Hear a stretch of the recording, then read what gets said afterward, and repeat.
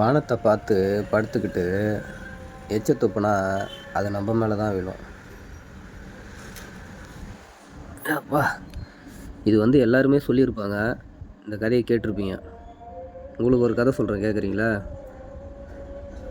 வந்தாரை வாழ வைக்கும் நாடு எந்த நாடு? நம்ம தமிழ்நாடு. யார் வந்தாலும் இங்கே வாழ வைப்போம் அப்படின்னு சொல்கிறாங்க. யார் வந்தாலும் நல்லா வாழ்வாங்க நம்ம சென்னையில். ஓகேவா? அதே மாதிரி நம்ம வீட்டுக்குள்ளே, நம்ம வீட்டு இருக்குல்ல, நம்ம குடும்பம் வாழ்கிறோமே, அந்த வீட்டுக்குள்ளே யார் வேணால் வந்து தங்கிட்டு போகலாமா? யார் வேணால் வந்து வாழலாமா? நம்ம கம்முன்னு இருப்போமா? அது முறையாக ஆகுமா? முறையாகாது. அந்த வீட்டுடைய தலைவன் ரொம்ப கோவப்படுவான். அப்படியே வந்து தங்கணும்னா அந்த வீட்டு தலைவர்கிட்ட கேட்கணும், ஏன் நான் இங்கேருந்து வந்திருக்கேன், அந்த வெளியூர்லேருந்து இந்த ஓரமாக தங்கிக்கிறேன், காலைல எழுந்து போயிடுறேன் அப்படின்னு சொல்லி கேட்கணும். இதுதான் ரீசன்.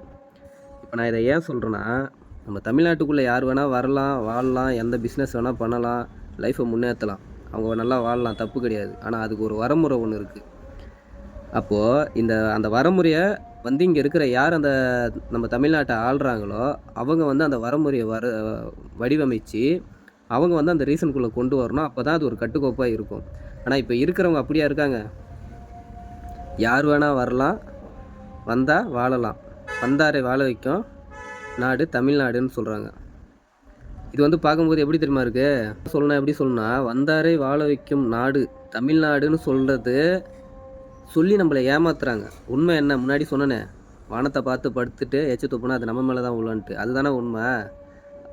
ஆனால் அது வேறு யாருன்னா வானத்தை பார்த்துட்டு எச்சு துப்புனா அது கீழே விழுந்துடும் அப்படின்னு சொன்னால் ஒத்துக்க முடியுமா? ஒத்துக்க முடியாது.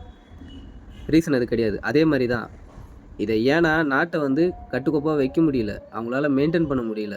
அதுக்கு யார் வராங்க போகிறாங்கன்னு எங்களுக்கு வரமுறை வகுக்க தெரியல, வரைமுறை சரியாக எங்களுக்கு பண்ண தெரியலன்ற மீனிங்கை தான் இந்த மேலே இருக்கிற தலைவர்கள் பண்ண தெரியாமல் என்ன சொல்லிடுறாங்கன்னா, ஒரே வார்த்தையில் வந்தாரை வாழ வைக்கும் நாடு அப்படின்னு சொல்லிடுறாங்க.